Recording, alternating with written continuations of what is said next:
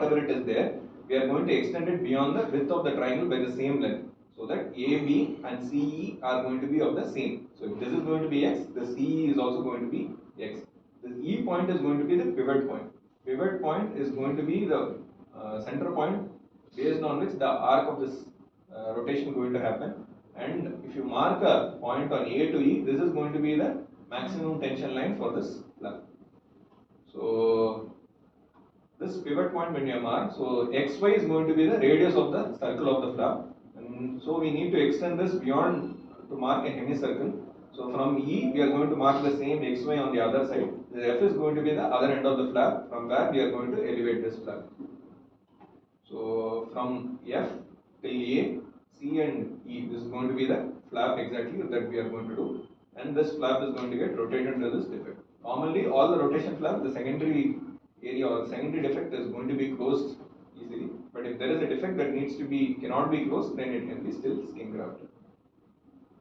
And many times the questions that are asked in exam is this arc of rotation, how much it will be the length when compared to that of your width or height of the flap. It is going to be approximately 5 to 8 times the length or the width of the flap. This arc of rotation is going to be happening, or the perimeter of the flap will be 5 to 8 times the height of this flap. And sometimes the rotation might not happen in the proper way. Again, the same factors that we consider, like a bracket can be given or a Burroughs triangle can be planned. Same like that, half of this height of this defect we will mark for either the bracket or the Burroughs triangle. We will mark and make this movement better. And the other way of doing this will be similar to that of transposition flap. We are going to form a rotation flap. For example, if A, B and C is going to be the triangulated defect that we have formed, this is going to be the base of the triangle AB. We extend from the apex of the triangle a imaginary line CD, which is equivalent to that AB and parallel to that of AB. The CD line is going to be, and we are going to make a line DE parallel to that of BC, but we don't know exactly where the point is E is going to be. So this parallel line we draw and we mark this pivot point. So if D is going to be the pivot point, the maximum tension line is going to be around DA. So from this radius of DA, we mark a circle around this or an arc around this. So exactly where the arc is going to cut, this is going to be the point of E on this. So if you extend this baseline properly, so to a point E, for example, we say E. So this is going to be the base of this flap, and this is going to be the arc of rotation of this flap. So this flap is same of that of transposition flap. If you mark an arc like this, if it cuts, and this line we extend to the same arc, this is going to be the transposition flap. So this is nothing but an extension of transposition flap, that how we mark a rotation flap. So these are all complex way of doing the other flaps. These are some of the published articles in IJPS where new formulas and things have been told about the rotation flap. And whenever we mark a flap like this, many of the times we discard this part of the flap, or we don't elevate this part of the flap because this don't happen to be of use. So there have been a lot of modifications that have been described to avoid wasting this part of the flap or harvesting this part of the flap. This is not a standard way how everyone does a rotation flap. So some of the modifications of this rotation flap can be O to Z plus C, where two rotation flaps can be marked. So if there is going to be a circular defect of radius X, then we will have two concentric circles on either sides tangential to the primary defect. So the same X radius we mark two circles, and this is going to be the pivot point of this, and from this when we draw an arc on either side, we get two rotation flaps. These two rotation flaps come into contact to cover the defect. So further extension of it, this could be the pinwheel flap or a O to lambda flap, where three flaps can be marked similarly. So we know 360 degrees is a circle, so we divide it into three equal halves based on 120 degrees each, and we extend all these lines beyond the same. If this is going to be X, we extend it beyond 2X. The same way how we mark the concentric circles on the previous flap, we mark three circles, and based on that arcs are drawn for three flaps, and all these three flaps are rotated to the defect to cover the defect. So next pivot flap that we will be discussing is the transposition flap. Again, for ease of our understanding, we are already triangulated this defect. Imagine a central defect that is going to be there, a circular defect or irregular defect, we are triangulated into an isosceles triangle. Commonly we do on an isosceles triangle because that is the most beneficial geometrical shape for planning all these slabs. So AB is going to be the base of this slab, and what we are going to plan all will be depending on the extended base that we are going to draw on this tip. Now we go, this is the defect, we are triangulated this defect into ABC. So isosceles triangle means two angles are same or two sides of this triangles are same. So now this is going to be the AB is the base of this triangle, and from the apex we draw flaps base that is going to be the CD, which is going to be of same length of AB and it is going to be parallel to that of AB. So AB will be equivalent to CD and AB is parallel to CD. So then we draw a line BE, this E point again, last we saw in the rotation flap also, E point we don't know where it is going to come, but this DE line we extend, or this is going to be a parallel line that is drawn similar to that of BC. So this line we draw to infinity, but we find out where this E point is going to be. Now this D is going to be the pivot point, this is going to be the maximum tension line till this flap is now going to be drawn. So this is the center point of this flap. So AD will be the maximum tension line from which an arc of, based on this radius, we draw an arc that is going to cut this line somewhere, and when we extend this BC somewhere, this arc is going to cut this line somewhere. So with this we mark an arc, and to that arc we extend both these lines. So wherever these two lines mark, that will be the top ends of the flap or the business end, advancing ends of, or rotating ends, advancement ends of these flaps.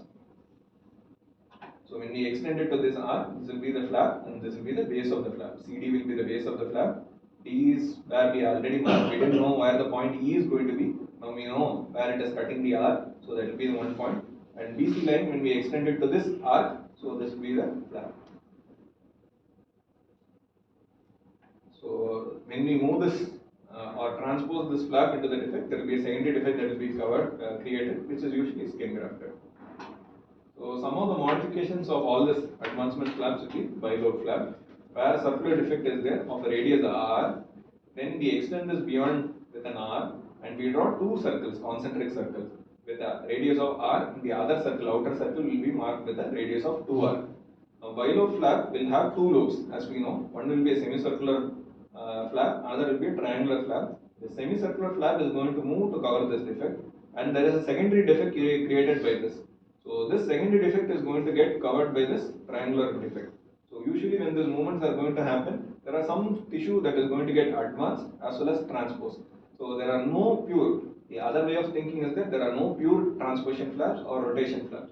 Every flap will have a component of transposition and rotation, and which is maximum or which is more in dimension will determine what that flap is going to be. Every rotation flap will have also some transposition flap, transposing movement, and similarly every transposition flap will have some rotation movements also happening. But which dominates will determine what the name of the flap is going to be given. And semicircle of with the radius of r is going to be marked between the two concentric circles, the inner circle and the outer circle. This will be the primary flap that is going to move into this, and from that we are going to mark a triangle of height r, and this between this, if we mark a height and extend it to the common point, pivot point here, and we draw this, there will be 90 degree. Usually it will form a 90 degree, and we bisect into 45 degree, 45 degree for ease of movement. So this flap is going to rotate here and or transpose here, and this flap is going to move to cover the secondary defect. So the other common flaps that are going to transpose are rhomboid flaps. What is rhomboid is that two angles are going to be equal. That is, either it will be 120 degree or 60 degree. Two angles will be 120 degree, other two angles will be 60 degree, and all the sides of this rhomboid flap will be equal. That means AB will be equivalent to BC, and similarly BC will be equivalent to CD, and AD will also be equivalent to DC. So all the sides of the flap will be, or the defect will be same. And this rhomboid flaps will have two diagonals. One is the long diagonal, another is going to be the short diagonal. So these are important features of this rhomboid. So to plan a rhomboid flap, we always plan the flap parallel to the short diagonal, or we plan the advancing end of the flap on the line of short diagonal. If this is going to be the short diagonal, we extend the short diagonal to form the flap. So this BD will be equivalent to DE. If BD is going to be the short diagonal, DE, mostly this short diagonal will always be same to that of AD. But in cases if BD is not equivalent to AD, or if the rhomboid is not a proper rhomboid, then we prefer taking this sides of this rhomboid flap for the extension here. So AD will be equivalent to DE. So we mark it and we mark a line parallel to DC. So this will be the rhomboid flap that will be planned. So the movements will be this D point will reach the B point and E will point to A. So finally when the flap moves, this will be the final scar line. So these are common things that will be asked in the exam, especially in the Viva. If it is there, a chit of paper might be given and asked for a geometry of rhomboid flap and how will you plan a rhomboid flap. And finally, for all the flaps, what will be the scar line that will be there at the end will also be asked. So similarly, for a rhomboid flap, there can be 4 flaps that can be formed. So we need to choose the best of the 4 flaps based on the tissue laxity and how much movement we can get. And similarly, if you have a square flap where all might be 90 degree, 90 degree and everything can be equal, then we have a combination of 8 flaps that we have together. So when we have a irregular rhomboid or a pseudo rhomboid, when we have an option of difframental flaps, where again the short diagonal is extended, but this will not form the part of the flap. And when the side is extended, we have an angle between this, which is going to be called as the alpha angle. So this alpha angle is bisected, and this bisected part or the extension on the bisected part will form the one of the sides of this flap. So this D will be extended to E. This DE will be same of that one of the sides, AD or DC. So DE will be same of AD, and this EF will be parallel to the long diagonal of this flap. So this will be the flap planning for the difframental flap. So based on the rhomboid flaps, there can be bilateral flaps that can be formed, or 3 flaps that can be formed for a circular defect can be covered. Similarly, this other transposition flaps can be in the form of Banner's flap, where if R is going to be the radius of this circular defect, we extend this from the circumference of this circle to a point R, and we mark a semicircular flap. So if this is going to be at 90 degree to this, we mark a flap of again radius of R, we mark a flap, and this flap is going to come and sit into this defect. Finally, this defect will be like this, and this defect can be primarily closed or skin grafted. Similarly, other flaps that needs to be known what exactly is node flap, where going to be a circular defect of diameter D, we draw a tangential line cutting one of the circumference of this flap, and this length of this flap will be 1.5 times the diameter of this circular defect that we are planning. And when we just draw an angle of around 60 degree from this with the length of D, the same whatever the diameter of the defect is going to be D, so we mark a flap. This flap is going to transpose into this, and there is going to be a secondary flap sitting here which is going to cover into this defect. So ultimately when this flap planning is going to happen, this is in the form of western note of western musical note. So this is called as note flap. So the other flaps, the commonest flaps that we do is Z-plastics. Z-plastics are also a type of transposition flaps. There are going to be 2 transposing flaps that are going to come into this planning. There are going to be 2 angles that are formed, alpha and beta angle. Most of the times these angles are kept similar or equal to each other. Or this can be modified if it is a skewed flaps. So this is going to be the contracture lines. These are going to be the flap diagonals. Or this is going to be the transverse diagonal. So this flaps again, as we saw previously, resting skin tension length importance we have seen. So we'll skip through this RSTL. So again, there are 2 diagonals that we need to understand. One is the contractural diagonal, other is the transverse diagonal. This contractural diagonal is going to get shortened, and the transverse diagonal is going to get broader when we are going to transpose these flaps. But this doesn't mean that we are bringing any extra tissue. Whatever the tissue is there, only we are trying to readjust. So there are no new tissues that are formed in this flap. So the basic concept will be the contractural diagonal is actually lengthened at the expense of this transverse diagonal shortening that we are getting. So the tissue is actually borrowed from this transverse axis into this contractural diagonal. So again, the alpha and beta angle that we have seen before. So there can be 25% theoretical increase in length of this contractural angle if the angle is going to be 30. If it's going to be 50%, then it is going to be 45. And in angles of 60, there is going to be a theoretical increase of 75% of any flaps. Beyond this, all are theoretical. Usually, we restrict ourselves to angles of 60. More than this, if 75%, 75 degree angle we take, that means 100% we are going to get, but that is not theoretically possible. So these are all just mathematical. Mathematically, when we do, it is going to be there. Practically, this is not going to happen. So as the alpha angle increases, the transverse diagonal shortening also increases. So when there is good tissue laxity, we can always extend the alpha angle to have a good shortening of this transverse diagonal. But if there is no skin tissue laxity that is around there, increasing this alpha angle is not going to shorten or going to borrow tissues from transverse diagonal. It will make the movements of these two transposition flaps more difficult. So these are the factors that we need to consider while doing the Z-plasties. So similarly, when there is tissue laxity that are available in transverse diagonal, the more you bring this transverse diagonal short together, more the contraxular diagonal is going to increase in length. That means the contraxular release will also be better in all these patients. So the limb length, how to choose the ideal limb length and what is going to be the limb length will be based on the tissue availability and where there is going to be maximum transposition. In that plane we will have to mark. And similarly, if contractures are present nearby, we need to plan this transverse diagonals properly. So similarly, when this flaps is going to move, for example, in x distance, there is going to be a transverse diagonal shortening of also similar kind, for example of x.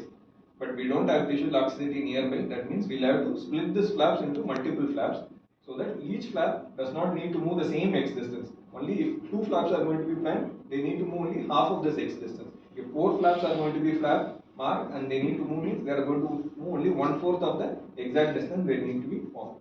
So this is one way of negating the transverse diagonal shortness, or when there is no tissue laxity to plan multiple flaps. So these are just extensions of Z-plasty. This can be a 4-flap Z-plasty where 90-degree flaps are marked and 45-degree bisections are there. So 4 flaps are there within this there, and movements are going to happen. Then A will be moving to this, and C will move to the outer part, and similarly B will move into the outer part, and D will come into the common center part. So these are to be practiced, because in a Z-plasty, when in Viva discussion is happening, there can be examiners asking what is jumping man flap or double opposing Z-plasties, what are multiple Z-plasties can be asked. So these are basically to understand that these flaps are there and this things needs to be read. So till almost like 12 flap Z-plasties have been described. So other modifications of Z-plasties could be in the form of a skewed Z-plasty that can also be planned. So the other flaps that are based on pivot points are going to be propeller flaps. Ideally, these propeller flaps are described for rotation or transposition movements that are happening around the pivot for 180 degree. But recent consensus says if the flap is islanded on a pivot and it moves any degree, it is going to be called as propeller flap. So this concept of 180 degree angle has been changed in the 2012 guidelines or the consensus of propeller flap. So this can be either a subcutaneous pedicle base, where we don't exactly identify a propeller or a perforator. We just feel that there is a pedicle or propeller perforator that is there within this pedicle and move this flap, or it could be identifying a perforator, dissecting the perforator till the source vessel, skeletonizing them, then propelling the defect. So this could be based on two pedicles, subcutaneous pedicle as well as a perforator base. So we don't go into details of all this. So the other could be interposition flap. Interposition flap is that a flap is planned raised from the defect, but there is a normal interposition or normal intervening tissue is present, but this flap is going to jump over this normal intervening tissue to reach the defect. Common examples could be like a reversoral flap or like a forehead flap planned for a nose defect. Other could be a turnover flap, where a part of this flap is going to be deepithelialized and this flap is going to sit onto the defect, and in between again there is going to be an interposing normal tissue that is present. So just summarizing whatever we have seen till now. So always the pearls of all the flaps will be replaced life with life and replaced according to units, especially if it has facial defects. The units are important, so units needs to be replaced on the whole. Have always, we have seen one plan there, always have backup plans, plan B and C as a backup plan if there is problems with the primary plan here. And always pause, borrow from Peter only. Check if Peter can actually afford to give the lender, or the lender can actually afford to lend whatever tissue is there. So just think about it. Never think about the secondary defect. Secondary defect should not dictate how the primary defect closure is going to happen. Most of the times, especially if it is like non-aesthetic units, the secondary defect can be somehow close. So secondary defect need not be worried, especially. But there are certain exceptions to this, like face or aesthetic units. When they are there nearby, the secondary defect needs to be considered. So that is why never forget the donor area, especially if aesthetic units are there. Always plan 10 to 20% in your excess. So tissues are not like papers or cloths. So there is some contractile elements that are going to be there, or some other forces that we don't think will be there. So always plan 10 to 20% excess. Always plastic surgeons, they mark a flap and they cut the flap more than what they have marked. So it is always good to do that. So geometry is not always possible, especially when we are planning, especially in patients. Tissue is not a paper, remember, there is elasticity, plasticity, and so many other factors, tissue factors that are playing. Always establish pivot points before you plan a flap, especially in pivot flaps. Then always plan many times. You can do so much of planning, but only once you can cut. Once you have cut the flap, there is no going back to planning again. So you can plan many times, be convinced before you cut a flap.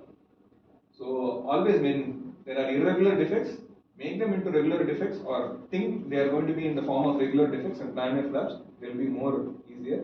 Always understand where the vascular anatomy is going to be there, how the orientation of vessels, where exactly your perforators are there.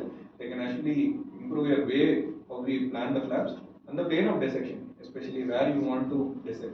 There is going to be a suprafacial or subfacial dissection that needs to be planned. This needs to be planned. Always the base of flap should have minimum tension, and always suturing the flap also has to have minimum tensions. When in doubt, delay the flap. So there, and always post-op monitor the flap. Doing the flap and going home is not the end. So always monitor the flap. There could be some complications that can be easily tackled, especially in the early post-operative period if we intervene. So again, as we said before, the flap nomenclature is based on dominant movement. Every flap will have some aspects of all others, like rotation, transposition, both will happen. Whichever is dominant will determine what the flap nomenclature is. So these are some additional points. Previously, there used to be carriers. Like from somewhere the flap is going to be planned, in a carrier it is going to be given, and finally from the carrier it is going to reach the defect. There are some movements based on which this is going to happen. The terms could be in the form of waltzing. Waltzing is basically French word for a ballet dance, or it's a type of ballet dance that is there, where the movements are going to be in this form. So in this form it is going to move, and from this point it is going to move. So this B is going to be a static point initially, and this A is going to move around this B point. Then once A is fixed here, this fixed point will be A, and B is going to move around this A. So based on this rhythmic movement, the waltzing used to happen. Other is caterpillar movements. Remember how the caterpillar is going to go? It is going to go like this. It is going to pull. Then it is going to go like this. So if AB is going to be the carrier flap that we have planned, thus initially this A is going to move towards B. This A into O, A will now get fixed and B will move forward. Then once the B is moved forward, this A is going to move again, similar to that of the caterpillar's movement. The other is somersault. Somersault, what we do? We place our hands, the whole body is going to pivot on the hand that is fixed, and the legs is going to go on the other side. Similarly, the B point, if it is fixed, A is going to somersault over the B to come to this. So once A is fixed here, this B point will again somersault over this A. So these are some of the additional points that are commonly not used nowadays. We don't use carrier flaps, but still it's better to know. So rules can always be bent, but think before breaking all these rules.